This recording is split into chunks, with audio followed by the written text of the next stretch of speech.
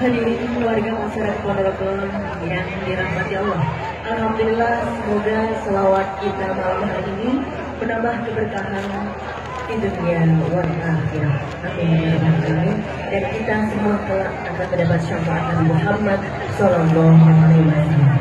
Dan pada malam hari ini saatnya kita berwisata haji, mendengarkan dan menyimak tausiah yang nanti akan diakhiri dengan doa bersama Al-Mukarram Gus Miftah. Kami persilakan.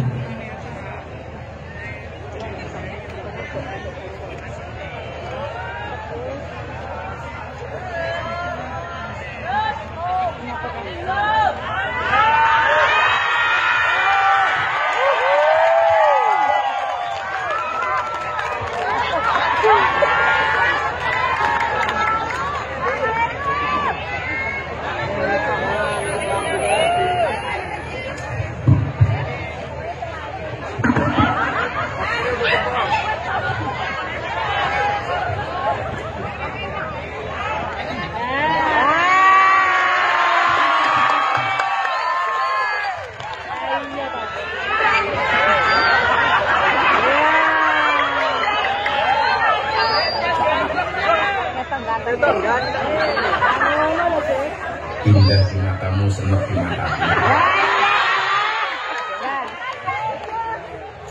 Assalamualaikum warahmatullahi wabarakatuh. Waalaikumsalam warahmatullahi wabarakatuh. Alhamdulillahil qail. Bismillahirrahmanirrahim. Qul ya ibadiyalladzina asrafu ala anfusihim la taqnatu min rahmatillah. Innallaha yaghfiru dzunuba jami'an innahu huwal ghafurur rahim. Allahumma shalli wa sallim wa barik ala sayyidina wa maulana Muhammadin wa ala alihi wa ashabil mujahidin tahirin. Rabbi shrah li sadri wa yassir li amri wa hlul 'uqdatam min lisani yafqahu qawli. Amma ba'd. Hadratul mukarramin, para masyayikh, para kiai, para alim, para habaib, tokoh agama, tokoh masyarakat yang saya muliakan, wabil khusus Gus Hafid dan sahabat-sahabat Subhanul Muslimin. Mudah-mudahan Allah senantiasa jaga dengan keberkahan dan kemanfaatan. Para pejabat yang berkenan hadir, Bapak Bupati, Pak Sugiri, Bupati yang sangat sederhana. Saya agak susah membedakan diksi sederhana dan miskin. Apakah beliau ini pribadi yang sederhana atau miskin? Kayaknya ya beda-beda tipis. Tentunya beserta istri. Halo Bu. Wajahnya, mohon maaf, hatinya pasti bahagia, bisa dilihat dari bajunya, bunga-bunga. Saya meyakini kesuksesan seorang Sugiri itu tidak lepas dari doa seorang istri.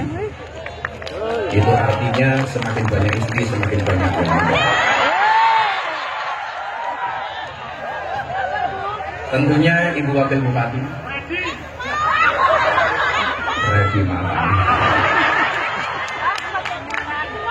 Ibu Bupati yang saya sulit untuk membedakan antara gemuk dengan gemuk, yang beliau baru merayu saya untuk menjadikan rekom supaya bisa maju lagi. Sorry Ibu Bupati, sebelum sedingin laut lepas, kita sebelumnya pernah sangat salut pas. Serta para pejabat yang berkenan hadir, Pak Danrem, Pak Dandim, Pak Kapolres, dan seluruh jajaran Musbida yang saya banggakan. Bapak Ibu warga masyarakat Ponorogo, rahimahumullah.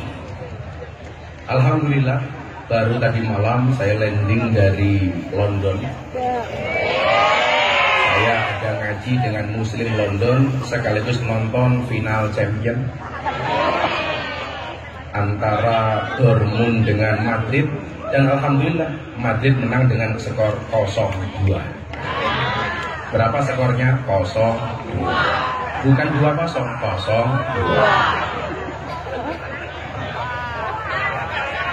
Gini rasa guyu-guyu. Ini calonmu beda.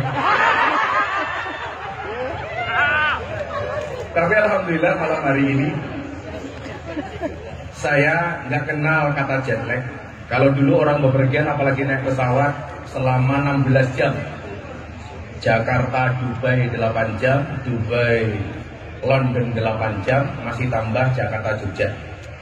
Walaupun di tempat yang sangat tinggi, alhamdulillah saya tidak kenal dengan jet lag. Saya meyakini diperhatikan tinggi banget. Kirain Monas Jakarta, ternyata tembok antara kita. Maka saya bersyukur malam hari ini, begitu saya melihat poster, judulnya keren, Tobat Geden. Sholawat. Yang nggak enak itu begini, sholawat keren itu pasti identiknya dengan Gus Asmi, dengan Gus Hafid. Begitu ngomong tobat, itu mesti kaitannya dengan maksiat, mesti kaitannya dengan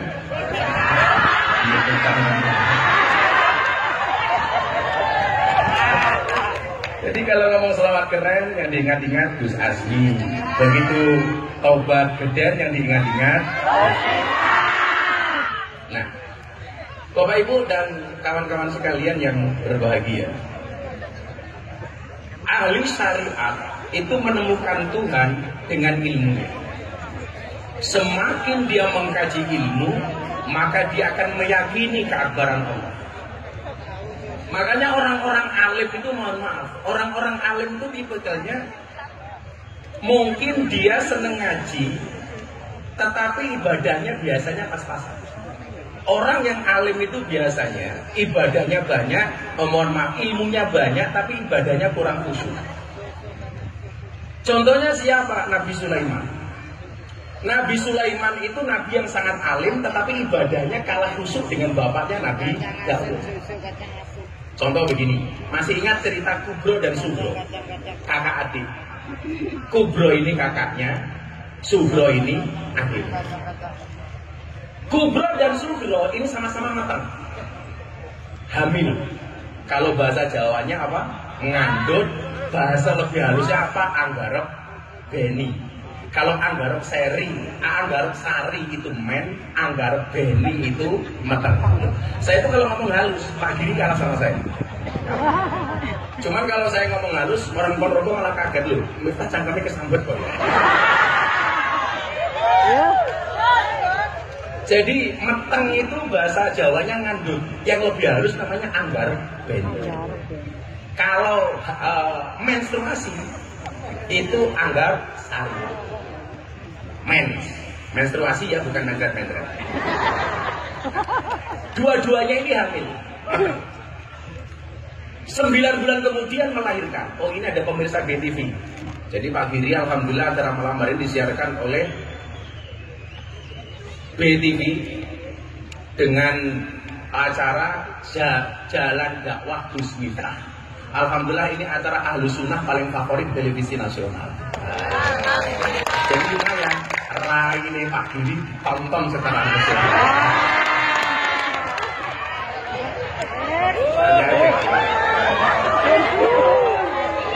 Jadi kalau Pak Giri ngundang saya ngaji itu undang-undangnya ngamplopi tipis orang apa-apa, yang penting iso ngonek-ngoneknya sak mudare.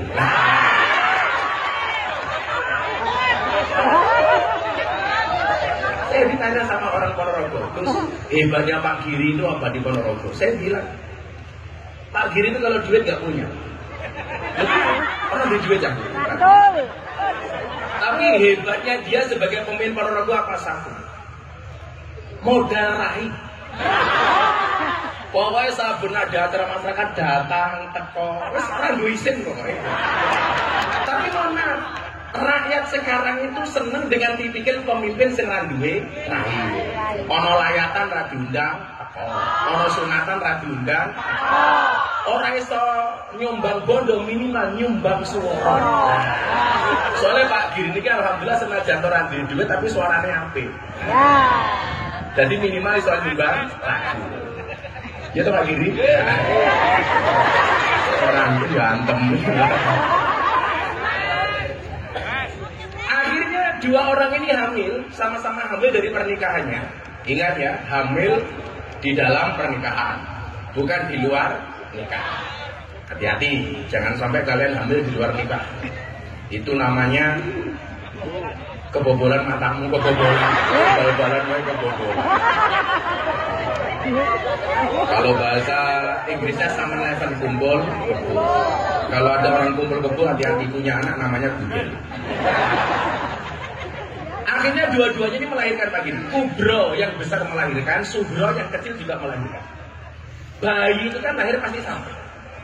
Mungkin dulu Pak Giri pas lahir bareng Gus Asim umpamane. Kuwi bayi ini mesti podo. Senajan to tuwane beda. Sing siji ganteng, sing siji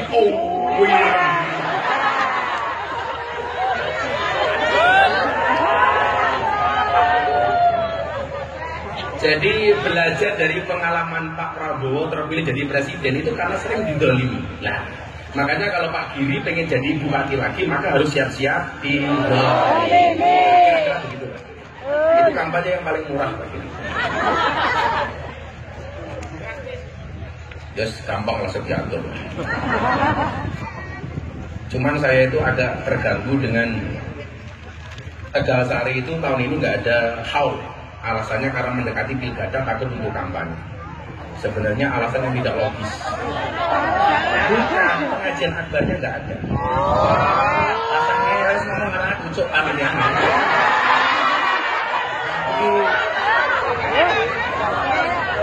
Pengajian tutupannya itu tidak ada. Cuma diganti sholawatan. Tapi apapun keputusan panitia kita hormati. Pokoknya wong kon rokok kudu bangga duwe Mbah Muhammad. Jadi bayi itu lahir sama. Makanya kenapa bayi itu kalau lahir dikasih gelang supaya tidak ada bayi yang tertukar. Karena secara fisikly orang itu kalau lahir pasti mirip. Gak usah kembar, orang lain saja itu bisa mirip. Dikasih gelang. Singkat cerita dua orang ini Kubro dan Sugro sama-sama pergi ke hutan. Salah satu bayi di antara keduanya dimakan harimau. Akhirnya bayinya tinggal satu. Bayinya tinggal satu.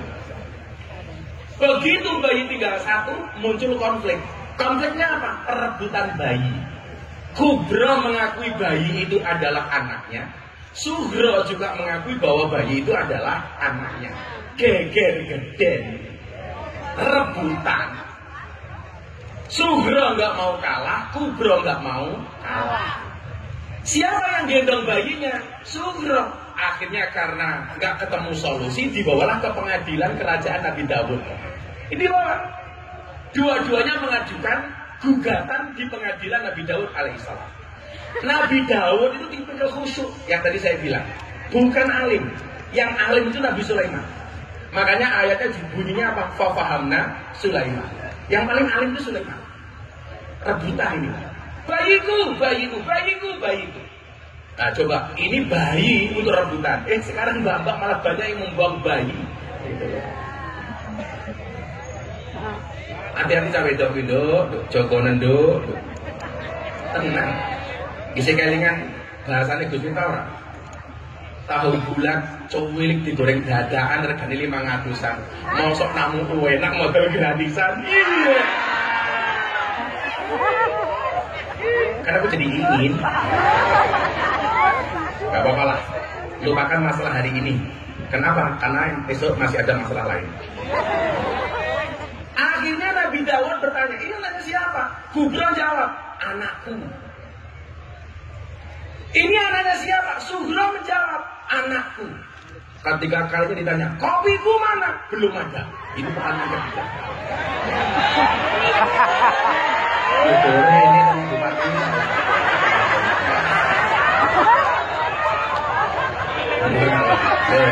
Ini baru bupati pelayan rakyat.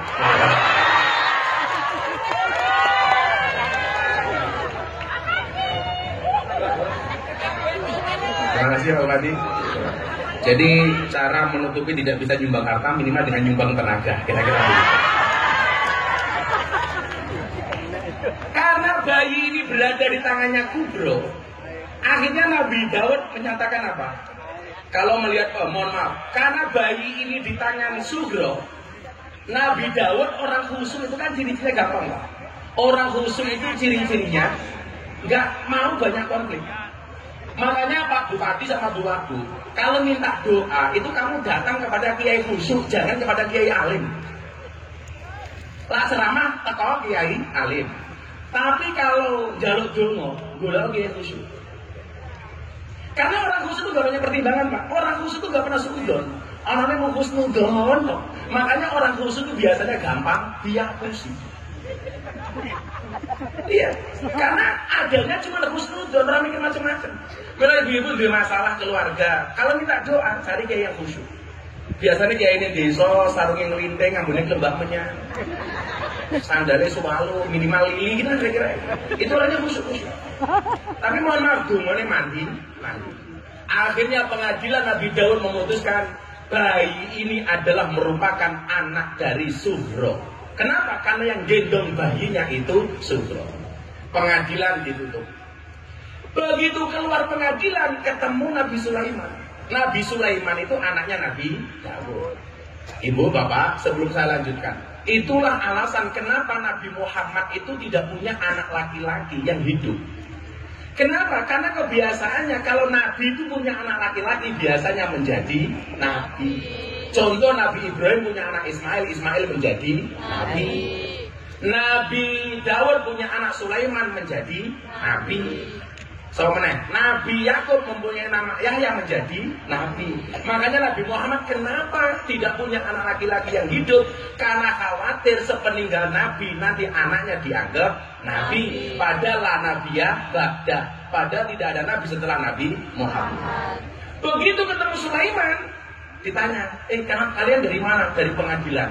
Apa yang kalian sengketakan soal anak? Ini anaknya siapa? Anaknya Sugro. Buktinya apa? Yang bawa Sugro. Nabi Sulaiman langsung mengajukan peninjauan kembali. Jadi peninjauan kembali itu Pak Kapolres tidak hanya sekarang, sudah ada sejak Nabi Sulaiman.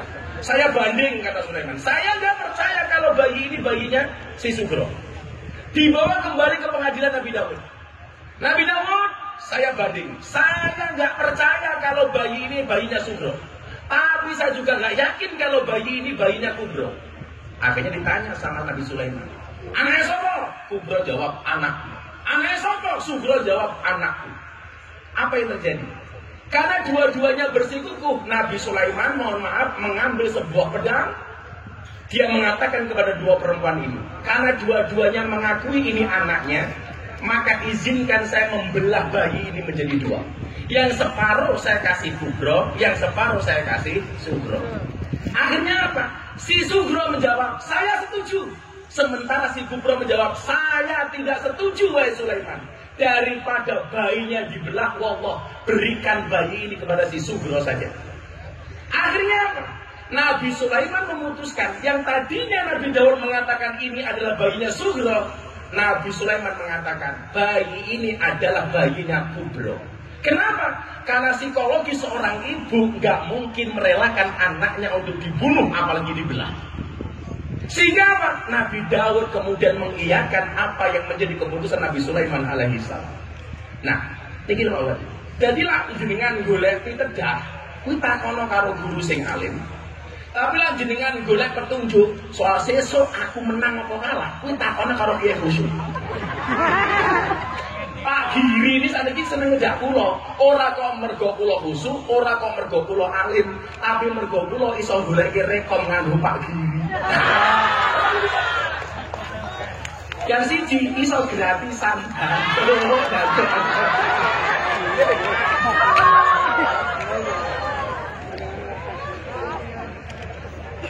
Nah, udah kesawit. Lah sekolah dinyang ora apa-apa lah, sing penting suban lunas lah. Suban bahaya tuh wong ke dinyangan mesak. Suban sampai wae lho, ora tambahi lho. Soke, kan aku AKBP. Aku kiainya Bapak Prabowo.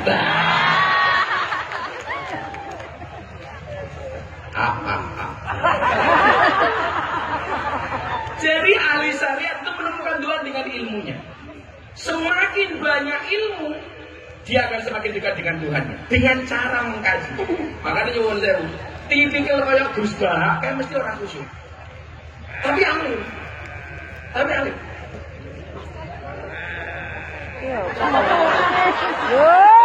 Bakal es teh iki ora alim ora khusyuk.